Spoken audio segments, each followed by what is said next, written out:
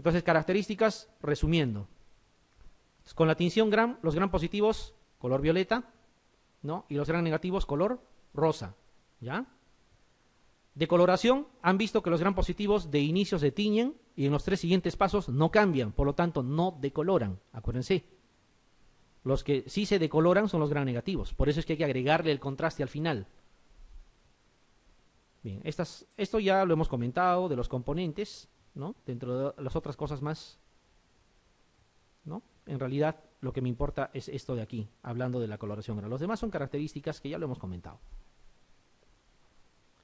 Y aquí está más o menos comparado. Obviamente al inicio no hay nada. Cuando le agregan la violeta y genciana, tiñen igual. Le agregan el mordiente, que es el Lugol, permanece igual. Cuando decoloran con alcohol a 95 grados o alcohol acetona, los únicos que decoloran son los gram negativos. Y le agregan la fucsina o safranina, que es el contraste, y ahí ustedes sí pueden ver que los gram negativos adoptan una coloración diferente. ¿Ya? Eso es en resumen la coloración gram.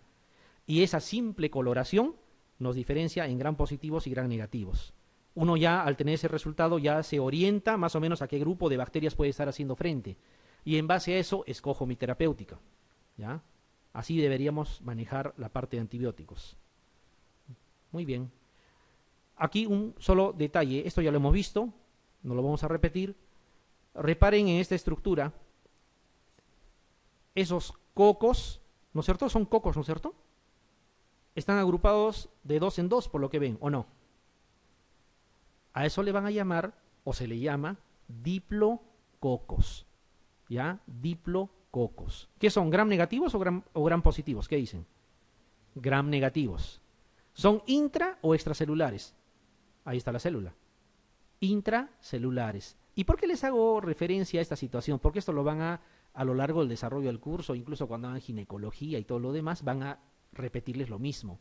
Estos diplococos gram negativos intracelulares, ¿qué son?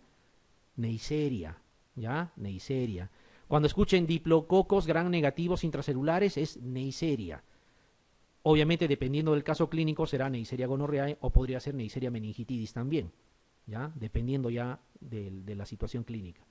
Ya, pero ese es el pequeño dato que hay que acordarse. Diplococos gram negativos intracelulares. ¿Ya?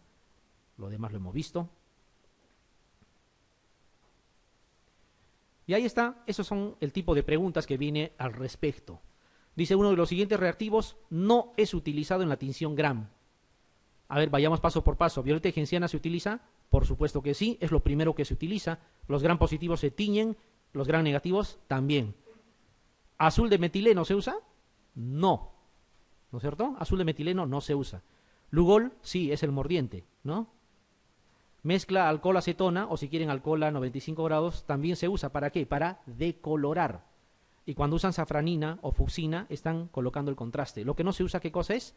Azul de metileno. Alguien me dirá, es muy evidente la pregunta. Sí, es muy evidente, definitivamente, y así les van a preguntar. Sin embargo, cuando ustedes reconocen la coloración del Ziehl-Neelsen, ahí sí interviene el azul de metileno. Y justamente la idea de colocarles aquí, quien planteó la pregunta, no sabemos quién haya sido, pero esto ha sido tomado en un examen, era justamente confundirlos. Porque como ustedes van a recordar también la parte del Ziehl-Neelsen, en el Ziehl-Neelsen sí se usa azul de metileno. ¿Ya? A ver, ¿cómo respondemos esto de aquí? ¿Cuál de las siguientes bacterias tiñe de color violeta en la coloración gram? Lógicamente, cuando dicen coloración gram, le están hablando del resultado final. Nada de complicarse y estar intuyendo preguntas que no son. Porque alguien podría decir, claro, si al inicio todos se coloran igualito, entonces está mal planteada. No, si les dice de esta forma, están haciendo referencia al resultado final. ¿Qué significa color violeta? Así es. ¿Cuál van a marcar? Sencillo, ¿no es cierto? Sencillísimo. Como les digo, el principal error que se comete es pretender que debíamos de conocer características para cada uno y no es así.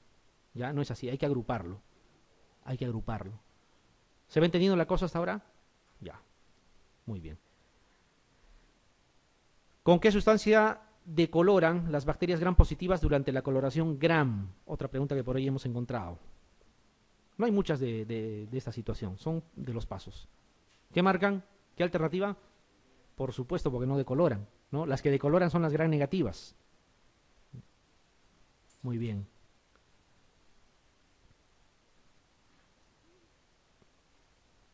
No se olviden, siempre tengan presente la estructura compleja de las gram negativas en comparación a los gram positivos que tienen una estructura mucho más simple, ¿ya? En cuanto a complejidad me refiero. ¿Cuál de las siguientes bacterias posee mayor espacio periplásmico? No sé si nos damos cuenta, en la mayoría de las preguntas nos dan como que tuviéramos que saber características de bacteria por bacteria, pero lo primero es clasificarlo. Si lo clasificamos mentalmente, la pregunta se hace muy simple. El espacio periplásmico era de mayor dimensión en el grupo de las gram negativas, ¿no es cierto? Si aquí nos dicen Staphylococcus aureus, eso es gram positivo. Streptococcus pneumoniae, gram positivo también. Escherichia coli es gram negativo, ¿no? Porque Enterococcus fecalis también es gram positivo. Y este otro estafilococo también es un gram positivo. La respuesta sería Escherichia coli. Muy bien.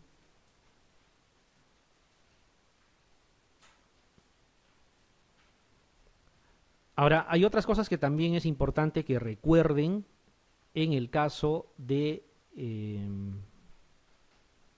las bacterias, que también es motivo de pregunta de examen. Sin embargo, ahora como que va a quedar un poquito más claro, espero. Esa es la idea. O sea, la idea es que no lo tengan memorizado, sino el por qué, ¿no? Miren, aquí hay muchos componentes que en realidad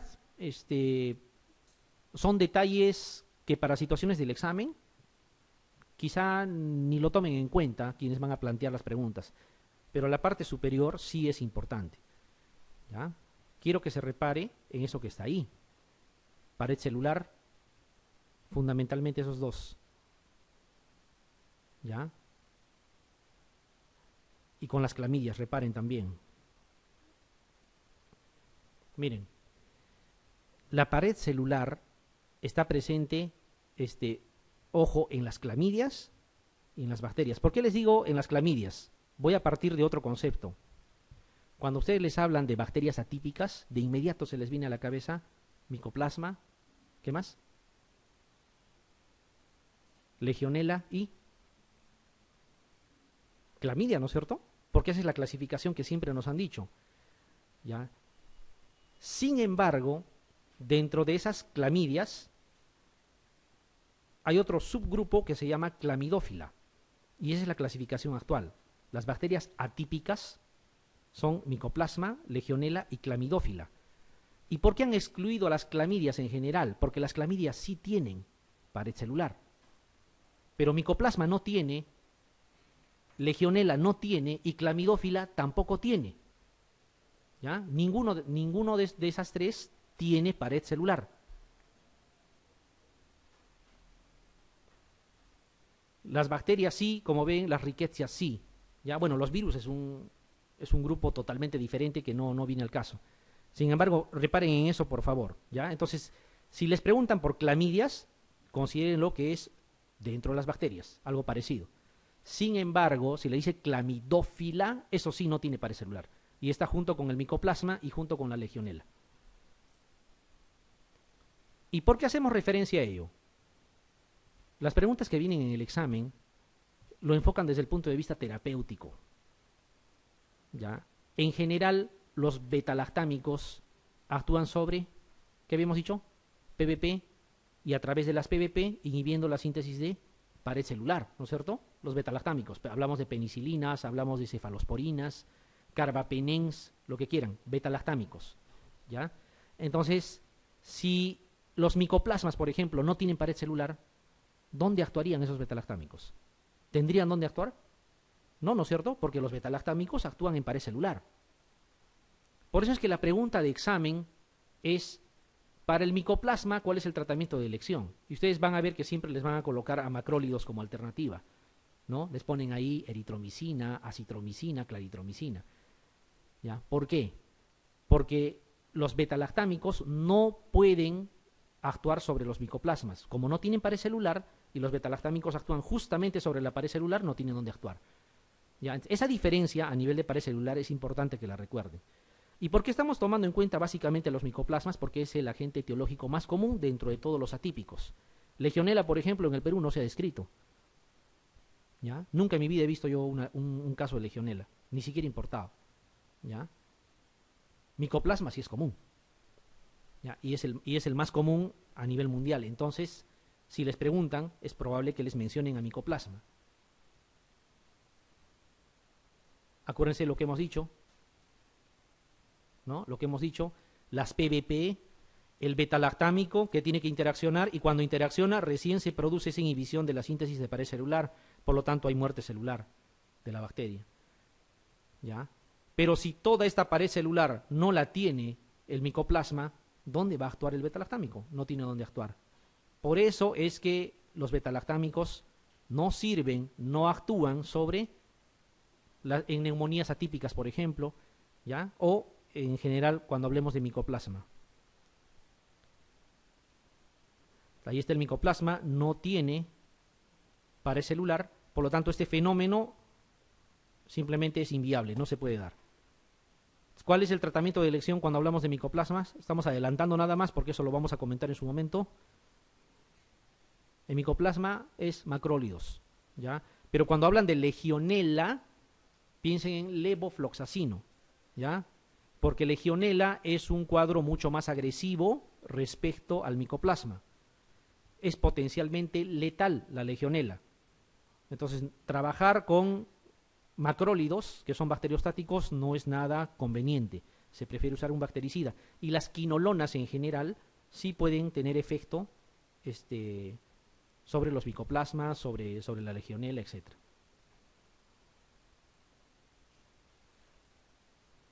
Entonces, estos betalactámicos, nada que ver con los micoplasmas.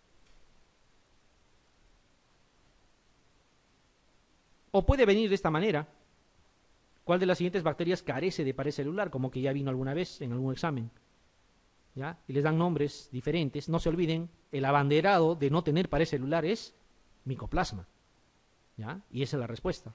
Porque podrían preguntarles, por decir, la ceftriaxona tiene acción sobre, o las cefalosporinas de tercera generación en general tiene acción bactericida sobre las siguientes especies de microorganismos, excepto, ¿cuál marcarían? También micoplasma, porque ya sea cefalosporina de tercera, de primera, de segunda, o cualquier otro betalactámico, no va a tener acción sobre el micoplasma porque no tiene justamente pared celular.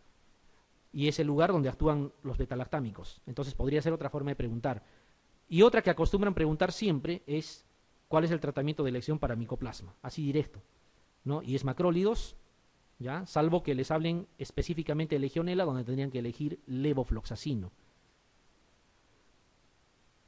Ya, son los pequeños detalles que quiero que se acuerden.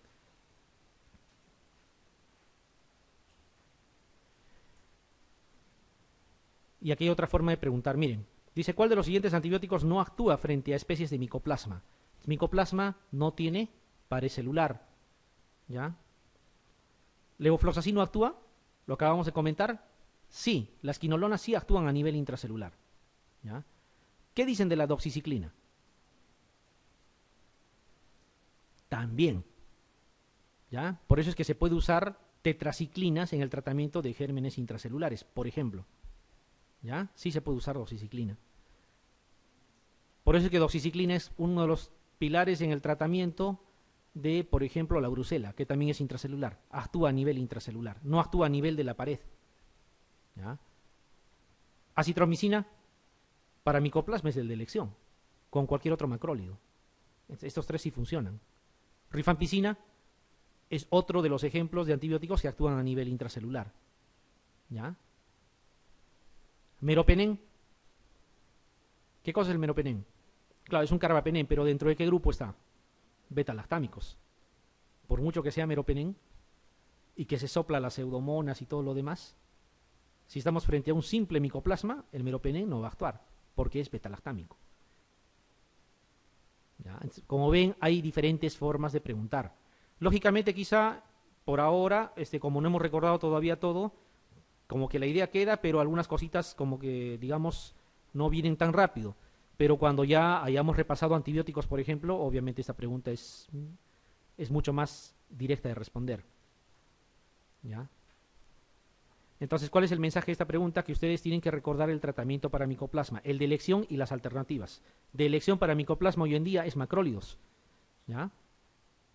Y para el caso, como alternativas, cualquier quinolona, hasta ciprofloxacino podría funcionar. Cualquier quinolona. Actúa también a nivel intracelular. Doxiciclina o cualquier otra tetraciclina también. Rifampicina es otro de los ejemplos. Lo que no actúa es el meropenem en este caso, porque es un carbapenem y el carbapenem es un betalactámico. Entonces, la respuesta es meropenem. Sin embargo, esto para que un poquito reflexionen. ¿Qué les gusta usar a la mayoría de colegas cuando están frente a un caso un poquito complejo? Nos aseguraremos con meropenem, dicen, ¿no es cierto? No estás asegurando nada. Tienes que estar seguro frente a qué cosa estás. Por eso es que hay mucha gente que recibe meropenem, vancomicina, anfotericina, ganciclovir, igualito se muere.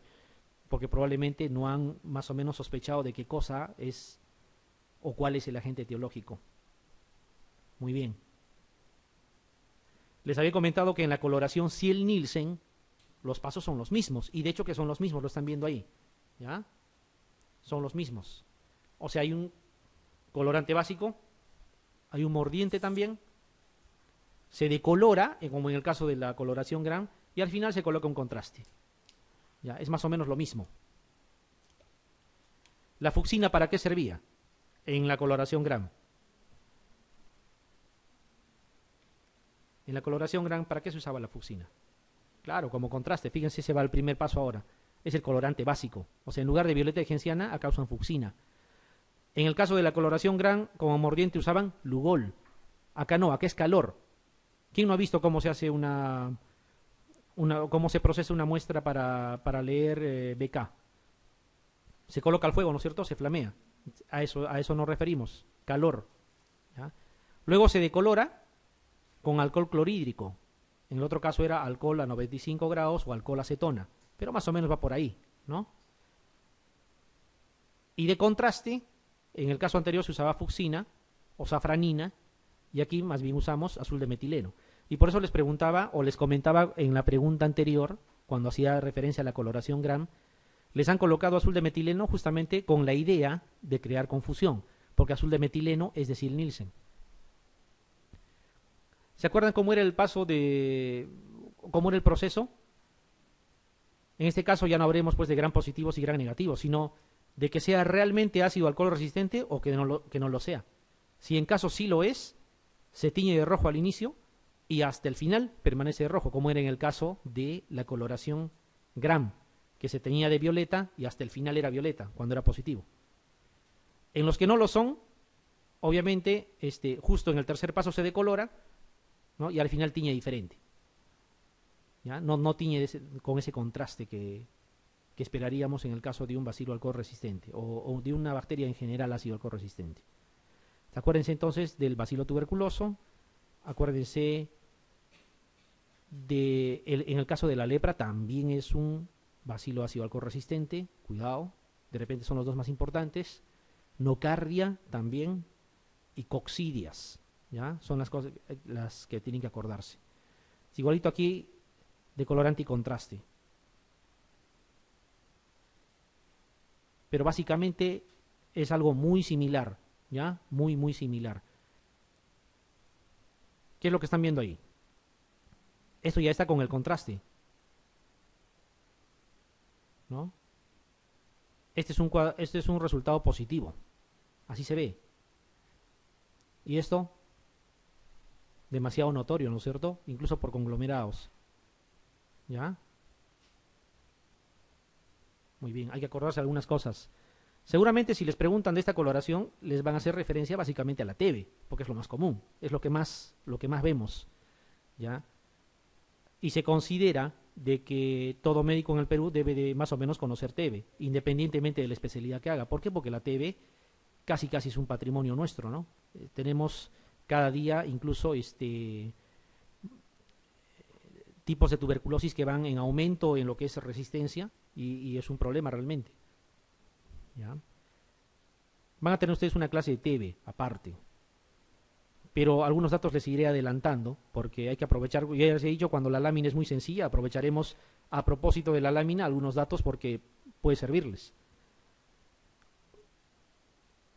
¿Cuál es la tuberculosis más contagiosa? Fue pregunta de examen. Hay varios tipos, ¿no es cierto? No solamente es pulmonar, hay ganglionar, meningia, laringia, renal, osteoarticular. Prácticamente en cualquier tipo de órgano o sistema puede estar alojado la tuberculosis. La laringia es la más contagiosa, ¿ya? La vez que preguntaron eso era una pregunta de salud pública, por ejemplo, ¿quién diría?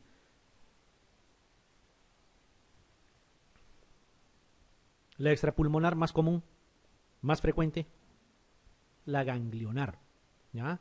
La tuberculosis ganglionar es la tuberculosis extrapulmonar más frecuente, más común a nivel mundial. Pero si el dato viniese, ¿cuál es la tuberculosis extrapulmonar más común en nuestro medio? Ahí tenemos que hacerle caso a la norma técnica nacional y considera la tuberculosis pleural. ¿Ya? Ese pequeño detalle, por favor. Si no les dice en nuestro medio, es ganglionar, pues ni hablar. Pero si les dice en nuestro medio, o sea, habla específicamente del Perú, es la tuberculosis pleural. Que obviamente la tuberculosis pleural no es pulmonar propiamente. ¿Cuáles son las dos formas de tuberculosis que ante la sospecha obliga a iniciar tratamiento sin confirmación? Solamente hay dos tipos de tuberculosis que ante la sospecha tú tienes que decir inicio tratamiento. No puedo esperar confirmación porque la vida del paciente está en juego. Uno es la meningitis tuberculosa y la otra es la tuberculosis miliar. Las dos cosas debe de arrancar tratamiento apenas uno lo sospeche. Obviamente sospecharlo con alguna prueba, ¿no?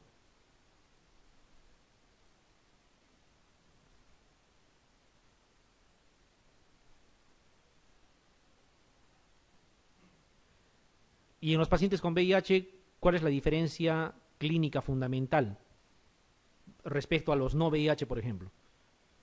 La diferencia básica es que las formas extrapulmonares es más común en los pacientes con VIH.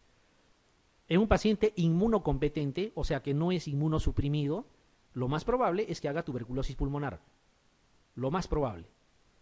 ¿Ya? Pero si encuentran ganglionar, encuentran renal, encuentran hasta pleural incluso, ustedes tienen que buscar algún tipo de inmunosupresión. En los inmunosuprimidos es muy común que hagan formas extrapulmonares, de tuberculosis obviamente.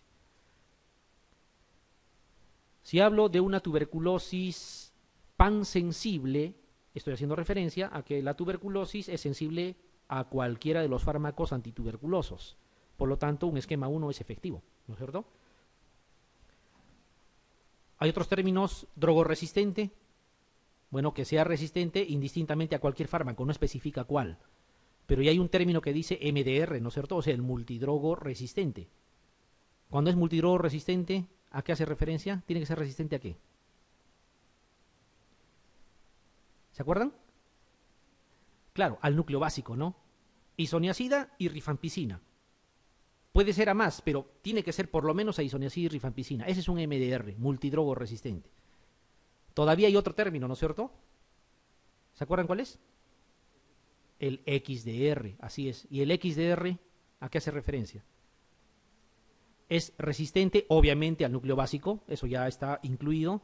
Sin embargo, también es resistente a uno, por lo menos uno, ¿ya? De los fármacos que se usan de forma parenteral e inyectable, que no es otra cosa que los aminoglucósidos en su gran mayoría, o sea, canamicina, ¿no? O cualquier otro, ¿no? Y quinolonas. O sea, prácticamente ya no te deja con mucho arsenal. Ya es poco lo que se puede hacer, ¿ya? En un XDR. Y hay un término que ha salido, ¿no? Hace más o menos un par de años, que parecía medio fantasioso, pero ya es cada vez más real en nuestro medio, que es la famosa tuberculosis TDR. ¿Qué significa TDR? Totalmente drogoresistente. O sea, no hay nada que darle. ¿A qué cosa creen que podemos recurrir? Quirúrgico, ¿no? Hay que, si es un pulmón el afectado, hay que retirarlo. No hay otra. ¿Por qué les hago ese comentario? Así como les he dicho que la laringia es la forma más contagiosa, podríamos preguntar en todo caso, entre un MDR y un pansensible, ¿cuál es más contagioso? Claro, el MDR es más cruel por lo mismo de sus características, ¿no es cierto? Pero ¿cuál es más contagioso? Es el pansensible. O sea, una persona que tiene tuberculosis de las comunes es más probable que contagie que una persona que tiene MDR. El MDR generalmente es pausivacilar, ¿ya? Entonces, el MDR no es tan fácil de contagiar, si queremos llamarlo de una manera. Y a veces pensamos a lo revés, ¿no? Que el MDR es el que más puede contagiar. En realidad no es tan fácil contagiar un MDR. Lógicamente sí es contagioso, pero no es tan, digamos, tan exitoso en el contagio como si es en el caso de las otras TBs. ¿Qué otra cosa tiene que acordarse de la TB? En nuestro medio sobre todo.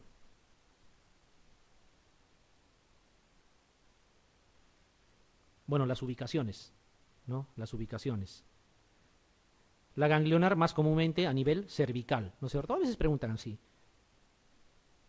Ya les digo que van a tener una clase de TB, ¿eh? Van a hablar hasta por demás de TB. Pero algunas cosas ya hay que más o menos tenerlas presentes. Cuando es geniturinaria, en el varón, epidídimo. Y en la mujer, trompas. ¿Unilateral o bilateral? ¿Qué dicen? Porque a veces preguntan eso, ¿no? Unilateral, bilateral. ¿Qué harían? ¿Qué eligen? Simplemente acuérdense que causa esterilidad. Por lo tanto, deberá ser bilateral. Lógico. Porque si fuese unilateral, no causaría esterilidad. ¿Ya? Es bilateral, ¿eh? Por si acaso. En uno de ellos se tiene que agregar corticoides. En dos, específicamente, corticoides en el tratamiento. Justamente en esas dos formas severas. En la meningia y en la miliar hay que agregar corticoides. ¿Ya? Hay que agregar corticoides. Y para ya no cansarlos más con TB, porque van a tener, como les repito, una clase entera de TB, les voy a hacer solamente una pregunta. Y esa es una eterna confusión de siempre. Si yo tengo una tuberculosis pansensible, es decir, es una persona que tiene tuberculosis, la he diagnosticado y es sensible a todos los fármacos, ¿ya? Y yo tengo obviamente el esquema 1 para darle. Y alguien me puede decir, no, mejor asegúrate. Como es conocido tuyo, dale el esquema estandarizado para MDR y te aseguras. ¿Qué creen de ese concepto? Así es. Por una sencilla razón. Independientemente de lo subjetivo, desde el punto de vista de eficacia, en una tuberculosis sensible, el esquema 1 es el mejor esquema desde el punto de vista de éxito terapéutico. O sea, en palabras simples, el esquema para MDR no es mejor que el esquema 1 en el caso de un paciente que tenga tuberculosis sensible. ¿Ya? Por eso es que generalmente de estos comités se encargan los colegas que tienen la especialidad de neumología, así por así nada más no inician un esquema estandarizado. Tienen que estar por lo menos parcialmente seguros de que se trata de un MDR. De lo contrario, están llevándolo al fracaso terapéutico al paciente. ¿Ya? Y dentro del esquema MDR hay antibióticos que estamos haciendo uso de forma indiscriminada, ciprofloxacino, levofloxacino, hay que tener cuidado. Ya vamos a hablar de antibióticos y se van a dar cuenta que algunas cosas no estamos haciendo bien. ¿Ya? Pero más o menos eso es lo que quiero que se acuerden de en el caso de TB. ¿Ya? Van a tener una clase, hasta por demás van a comentarles. Muy bien. A ver, ahora que les he distraído con otro tema, traten de recordar esto acá. Dice el contraste usado en la coloración Ziel-Nielsen. ¿Cuál es el contraste? Muy bien. Muy bien. Obvio, ¿no? Azul metileno. Entonces, por favor, que quede claro, traten de, por lo menos cada cierto tiempo, darle una miradita a las diferencias entre esas dos coloraciones, ¿ya? Porque puede ser motivo de pregunta. Bien, sigamos hablando de bacterias. Ya dejamos un poquito lo aburrido, vamos un poquito más allá. Habíamos comentado de que lo primero que se hace es utilizar la coloración Gram para identificar por lo menos si es Gram positivo o Gram negativo. ¿Estamos de acuerdo? Ya estamos con que la bacteria es Gram positiva, pero yo quiero acercarme más, o sea, frente a qué tipo de bacteria estoy. Hay algunas otras cosas que se puede hacer. La primera, ya, es la reacción de catalasa. Y obviamente cualquier reacción o te da positivo o te da negativo. ¿Ya? Reacción de catalasa. ¿Ya? Cuando es positivo, se trata de estafilococo. ¿Ya? Y cuando es negativo, obviamente es estrepto. La idea es que con esta reacción por lo menos se diferencie entre estáfilo y estrepto. ¿Ya? Esa es la idea. Porque si ustedes hacen la coloración Gram y encuentran de repente estructuras esféricas, redondeadas, que tiñen de color violeta, dirán, este es un coco Gram positivo, ¿no? De repente no ha agrupado ni en cadenas ni en racimos, simplemente han visto escasas bacterias. Entonces es un coco Gram positivo. Por lo tanto, puede ser estafilococo, estrepto, ¿no? Raramente podría ser enterococo, ¿no? Porque enterococo tiene unas infecciones muy, muy limitadas a ciertas circunstancias. Pero las dos posibilidades grandes es estáfilo y estrepto. Justamente para diferenciar entre ambos, se hace uso de la reacción de catalasa, ¿ya? Si la catalasa sale positivo, es estafilococo. Si sale negativo, estrepto. Cualquiera de los estrepto, ¿no? Ustedes conocen, hay una clasificación en el grupo de Lansfield, en grupo alfa, beta y gamma, ¿no? Alfa hemolítico, beta hemolítico, ¿ya? Pero en general estreptococo. Les pueden dar con este tipo de nombres, ¿no? Alfa hemolítico es el estreptococo pneumoniae, por si acaso. El beta hemolítico es ese que produce las amigdalitis purulentas, ¿no? Estreptococo piógenes, ¿ya? Y el enterococo, que es una forma, en realidad, de estrepto, ¿no? ¿Queda claro esta primera reacción? Ya, acuérdense bien, catalasa positivo, estafilococo, ¿ya? Pero cuando llegamos a estafilococo, ahí no queda todo. Nosotros tenemos que saber frente a qué tipo de estafilococo estamos, porque el tratamiento también puede variar de acuerdo a la especie de estafilococo. Entonces, el estafilococo, y aquí generalmente va la mayoría de las veces las preguntas, el estafilococo o es coagulasa positivo o coagulasa negativo. El único coagulasa positivo es estafilococo aureus. Todos los demás estafilococos son coagulasa negativo. O sea, un estafilococo epidermidis, por ejemplo, que es el más representativo de los coagulasa negativo, ¿ya? Se tratará a veces diferente al tratamiento respecto a un estafilococo aureus. Por eso es importante reconocer. Entonces, una bacteria gram positiva, luego de haber sido identificada, tiene que pasar por esto de aquí. Primero, reacción de catalasa, ¿ya? Si resulta positivo, estafilococo. Negativo debe de ser estrepto. Entonces, ya estoy en estafilococo, uso el test de coagulasa. Coagulasa positivo, aureus. Coagulasa negativo, cualquier otro estafilococo, ¿ya? Pero menos estafilococo aureus. Ese es el esquema que deben de tener. ¿Cómo es la reacción de catalasa en todo caso? La reacción de catalasa es una cosa muy sencilla. Consiste en tomar una muestra de lo que queremos examinar y agregarle agua oxigenada. Si sale espuma, es catalasa positivo. Así de simple, eso es todo. Es una prueba que lo pueden hacer incluso de forma empírica, ¿no? Lógicamente eso se hace en laboratorio. Al contacto con el agua oxigenada o con el peróxido de hidrógeno, obviamente hay una reacción. Eso es positivo. Si no reacciona, es negativo. Y al ser negativo, pensamos en estrepto. Si es positivo, estáfilo. Y usamos el test de coagulasa para diferenciar si es aureus o es epidermidis o cualquier otro coagulasa negativo, ¿ya? Este esquema, por favor, a tenerlo presente. Así vamos a manejar los gram positivos.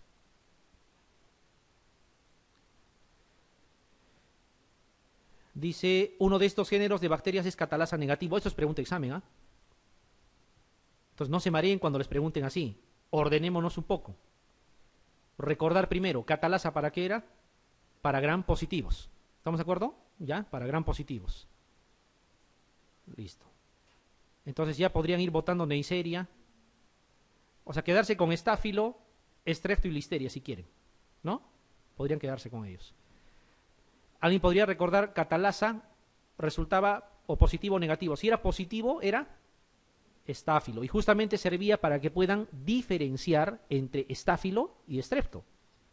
Por lo tanto, si es negativo, es estrepto. ¿Qué cosa van a marcar? La alternativa D. ¿No? Quienes van a darse tiempo para revisar los exámenes anteriores, dense tiempo, van a encontrar preguntas parecidas y obviamente esta misma metida en algún examen. ¿Ya? Lo que sucede es que a veces por la situación de tiempo uno no repara en cosas muy puntuales y le da una leída general a todo y obviamente no sabe qué cosa tiene que retener. Y en el momento de enfrentar la pregunta, a veces pues las ideas no son muy concretas y uno puede equivocarse. En realidad es sencillo, ¿ya? Pero acuérdense ese esquema. Ahí está la reacción de catalasa. Con cariño todavía, ¿no? Trocitos de la muestra que quieren examinar, le agregan agua oxigenada, espumita, positivo. Entonces, ¿esto qué cosa será? Estafilococo. ¿Sí? estafilococo, y pasa para la prueba de coagulasa. Así es, para definir si es estafilococo aureus o un coagulasa negativo. Muy bien.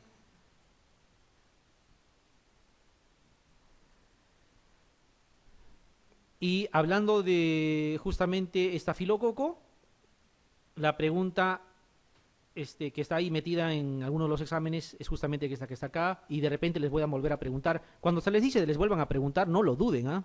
No lo duden.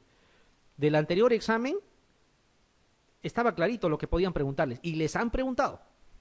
Se les ha dicho, cuidado, esto puede venir. ¿Y por qué les decimos cuidado? Porque examen tras examen repiten cosas parecidas. Viene lo mismo, ¿ya? Viene lo mismo. No estudien cosas raras, van a perder el tiempo. El tiempo es cortísimo, ¿ya?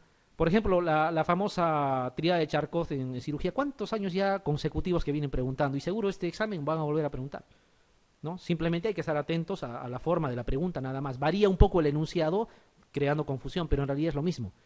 Y aquí nos dice, por ejemplo, qué test nos permite diferenciar a la Staphylococcus aureus de otras especies del mismo género. ¿Cuál es? Así es. ¿Podría venir de otra forma esta pregunta? Podría decir, ¿es posible, digamos, identificar al Staphylococcus ludinensis gracias a la siguiente prueba? ¿No sería lo mismo? Claro, porque si me sale coagulasa negativo, ya pues ya lo identifico. ¿Ya? Entonces no se dejen marear por la forma de preguntar, ¿ya? La pregunta va a ir siempre en torno a lo mismo, enunciado diferente, obviamente, ¿ya? Pero más o menos esa es la cadena. Miren, pueden llegar hasta Staphylococcus aureus y pueden diferenciarlo de los demás estafilococos gracias a este test, y también pueden decir, estamos frente a estrepto, simplemente con esas dos pruebas. Después del Gram, entonces catalasa primero y luego pasa a coagulasa, ¿ya? Esas dos formas. En ambos es positivo los estafilococos. En ambos. Y el estafilococo aureus es positivo en todo, si es que quieren de repente tener un detalle más exacto. Hay algunas otras pruebas, ¿ya? Que es importante que lo recuerden.